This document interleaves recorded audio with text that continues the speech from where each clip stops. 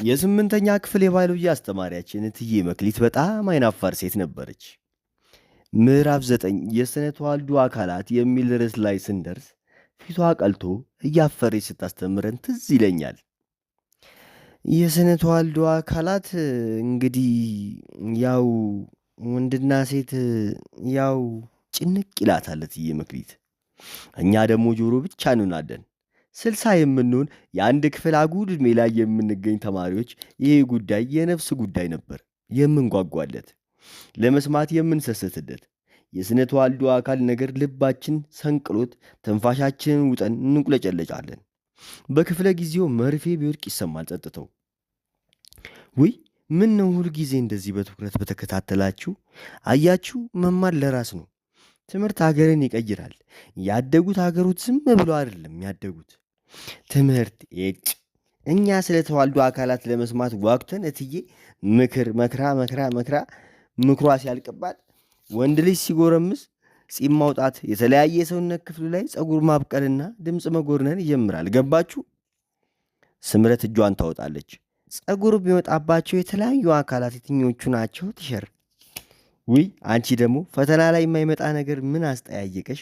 ትልና ታፍራለች እትዬ። ሁላችንም እንስቃለን።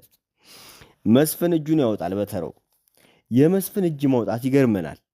በገመድ አስሮም ቢጎትቱት እጁ የማይዘረጋ ልጅ ዛሬ እጁን ሲያወጣ ይገርመናል። ሽባ የተተረተረ ያህል በግርምት እንመለከተዋለን። ሴት ስትጎረምስ ምን ምልክት ይታይባታል ብሎ ይጠይቃል። ክፍሉ በሳቅና በጩኸት ይደበላለቃል። እትዬ ታፍራለች። ዝም በሉ፣ ልክ ነው ጥያቄው። የምን መገልፈጥ ነው? እስቲ ከእናንተ ይህን ጥያቄ የሚመልስ ትልና እኛኑ ታጋፍጠናለች። ቶማስ እጁን ያወጣል። ሴት ስትጎረምስ ያው አለ አደል ብሎ ደረቱ ላይ እጆቹን ያሳርፍና እንደ ጡት ያጎብጣቸዋል። የክፍሉ ተማሪ በሳቅ ያውካካል። እትዬ በሀፍረት መግቢያው ይጠፋባታል። ድንገት አንደኛችንን ትጠራለች። አብርሃም! አቤት እላለሁ በድንጋጤ። የሴት ልጅ ጉርምስና ምልክቶች ምን ምን ናቸው? በፍርሃት ላብ እያለኝ እየፈራው ሞከርኩ። ስልክ። ምን ስልክ ማለት? የአባዬ ስልክ። ክፍሉ በሳቅ ተንጫጫ። ጥያቄው አልገባህም ብላ እንድቀመጥ ምልክት አሳየችኝ። መልሱ ስላልገባት ጥያቄው አልገባህም ትላለች እንዲህ ብዬ አኮረፍኩ። አጎጠጎጤ፣ የድምፅ መስረቅረቅ፣ የዳሌ መስፋትና የወር አበባ ማየት የሴት ልጅ ጉርምስናን ምልክቶች መሆናቸውን ባዮሎጂው ነገረን። ትዕግስት የምትባል የክላስ ልጅ የወደድኩት በዛን ሰሞን ነበር። ትዕግስት ቆንጆ፣ በነፃነት ያደገች የሀብታም ልጅ ናት። ቤታቸው ስልክ አላቸው።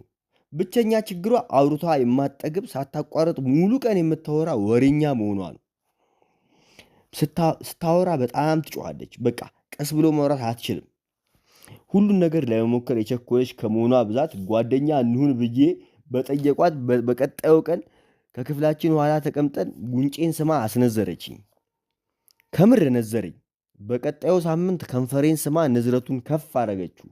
በጣም ስለወደድኳት ከትምህርት ቤት ውጭ ላወራት ፈለግኩ። እናም የአባዬን ስልክ ቁጥር ሰጠኋት። አንድ ቀን ከወደ አባዬ ቤት ስሜ ተጠራ። አብርሽ ስልክ። አቤት መጣው አለች እናቴ። ጋሼ አይደለም አብርሽን የሚፈልግ ሌላ ሰው ነው አለች ሚጣ። ሌላ ሰው የታወቀ ነው ትርጉሙ። አባዬ ቤት ስደርስ የገጠመኝ ነገር አስደንጋጭ ነበር። ቀኑ የኪዳነ ምሕረት ቀን ነበር።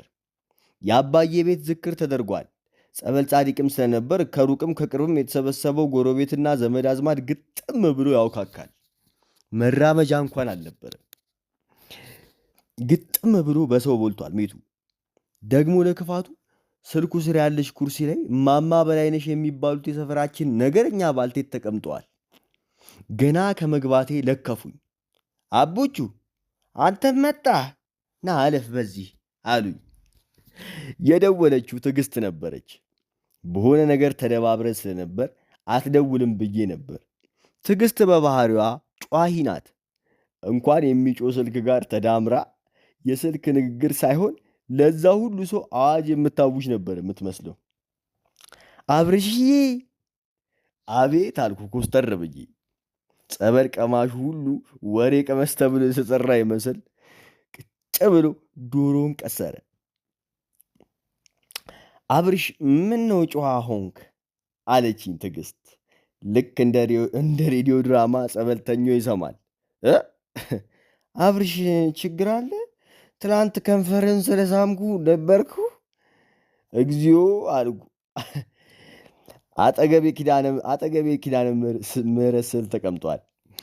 ኪዳነ ምሕረት የዚችን ልጅ አፍ ወይንም የጸበልተኛውን ጆሮ ከዘጋሽልኝ የዛሬ ወር አንድ ፓኮ ሻማ ብዬ ተሳልኩ።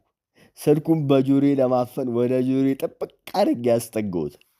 ትዕግስት ቀባጥራለች።